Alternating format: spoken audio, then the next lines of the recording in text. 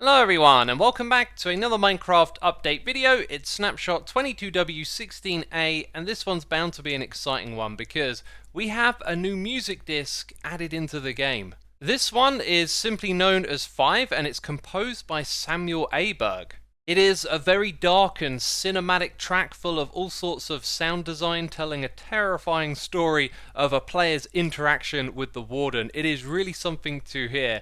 And if that's what you want to do, I've uploaded the record to my second channel, so you can find a link to it below if you want to head over and hear this. Another place you can listen to it is on Spotify, because it's actually part of the Wild Update soundtrack. And so to celebrate the release of this update, you can see that there are a total of 4 new songs that have been added. And the songs composed by Lena Rain are Firebugs, Airy and Labyrinthine, and those will play in the game if you're in the Mangrove Swamp, a regular swamp, or on the main menu. And to make matters a little more confusing, there was actually a 5th song added in this snapshot.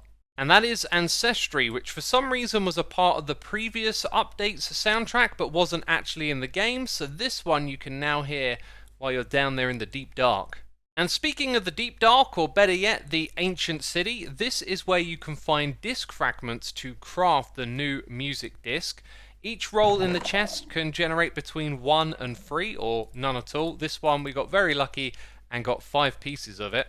And so once you've found all 9 fragments, you can simply craft them like this into your music disc. And so with this new addition, Mojang have added yet another reason to venture on down into the ancient city, although I've got to say it's not the most pleasant of tracks to listen to. It's not a song, it's more of a sound design experience, and I'm not sure that most players will be too keen on collecting this disc if they're scared of the Warden.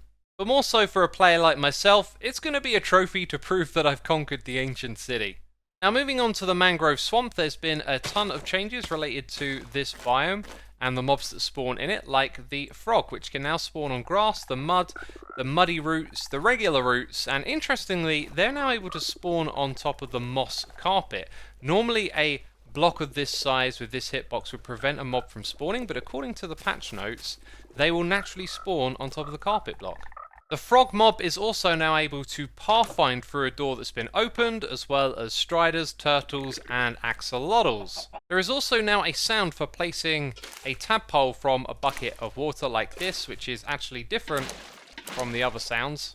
Frog lights are now movable by piston, and there are also some other types of block that you can actually place on or on top of them or on the side of them, and these are now placeable. Frog lights are also now visible on a map, which they were not before. And the atmospheric underwater colour of the Mangrove Swamp has changed. If we take a plunge and just let it settle in, you can see there's this really nice pale green tint that looks gorgeous. Now when it comes to growing a mangrove propagule into one of the mangrove trees, the roots that would generate wouldn't update an observer. And as you just saw from this experiment, that can now take place. And this is good news for technical Minecrafters who want to build tree farms with the new mangrove wood. But it's got to be said, that is a very derpy, skinny looking mangrove tree right there. And lastly, related to this biome, if you had a chest in a boat with a passenger like a mob on it, then you couldn't actually click it to access its inventory. That change has been made, so you'll now be able to access any items. And before we continue, I have a teeny tiny bit of snapshot news for you. Turns out there is a really critical issue in this one that is going to be patched tomorrow with a B snapshot. And in each video, I like to remind y'all who are not subscribed to hit that subscribe button if you want to catch these snapshot videos. However, I won't be making one on 16B, as it's simply just going to be a hotfix for a critical issue and probably won't have any other features in it. But yes, make sure you're subscribed, and now we're going to take a look at some changes to the Allay. First of all, its health or its amount of hit points have been doubled from 10 to 20, which means it has the same amount of health as the player does. And upon their death, the Allay would die with the item that they're holding and not actually drop it. And yes, I had to use a command to kill the Allay because the player can't do that. Now you can see it will drop the item that it's holding. And yeah, I also learned that, splash potions thrown by the player won't damage it. And now I've become very curious as to what happens to an Allay that's holding a totem of undying. Because I used a command, I guess that might not count. Aha, how's that for an answer for you? It can use one.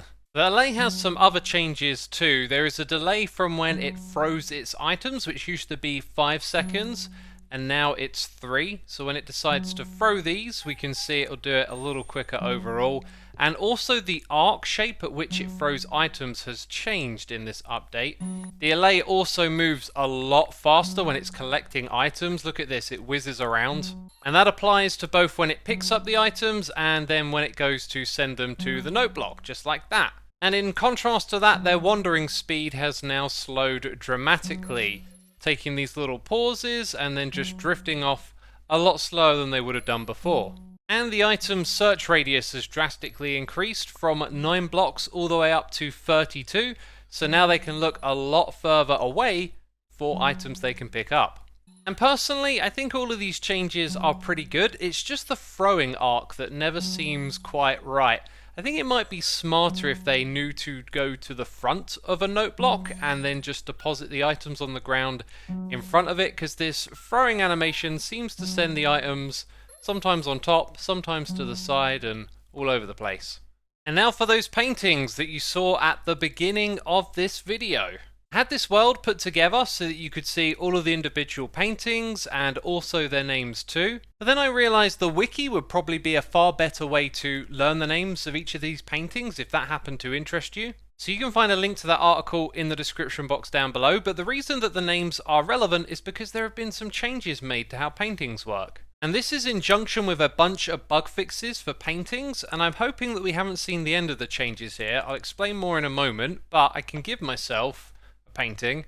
Okay, I've fixed that now. And because this was given to me using a command and it's got an MBT tag, when I place it, it will be the one that I've specified via the name. So here is that command, and here is where you would put the name. The one that you just saw was called Earth. This one is water, we got fire and wind, and these 4 are new to Java Edition, but they have been in the Bedrock edition of the game for some time, and unfortunately you can't place these in survival mode. But with a data pack, you can actually define a list of which types of paintings can be placed the normal survival way, like this. And so you could include these new ones into that if you wanted to. You could also uninclude some of these over here. And what I am hoping for is the ability to actually specify custom ones that you've added to a data pack, which currently isn't possible, but maybe they're laying the foundations to add that to survival Minecraft, which I think would be amazing. Now, there have been changes to the predictability of randomized events, and honestly this one has been pretty difficult to see any visible changes through doing some experimentation. However, I think the clue is in this part right here where it mentions extreme behaviors. So to me it looks like droppers and dispensers kind of do the same thing that they did before, and as that word said, extreme, there are probably some edge cases where an item can fly out like a really obscure angle, and that's probably the change that's been made here. So that, along with how items erupt out of a block when broken, the flight path of arrows, the flight pattern of firework rockets, and these other things listed here on the website, you might notice some minor differences to their randomization, although to me they all kind of ended up looking the same. And lastly, a game change related to the Warden. There's a new game rule where you can set its spawning to true or false. If I set it to false, another Warden won't be able to spawn in this world. But of course, I can still spawn them in with the egg, but we're talking about natural spawning. There was also issues with the Warden being able to summon outside of the world border. And then one that's on the inside of the world border could get angry at mobs on the outside or sniff them. And none of those things can happen now. And so it's good to see more and more things with this update getting refined snapshot by snapshot. It does feel like we're starting to get closer, especially with that soundtrack being released. And if you want to hear the new music disc, there'll be a link to my second channel where I uploaded that earlier today. Anyway, that's it. Leave a like if you enjoyed it, and I'll see you soon with another one. Bye bye.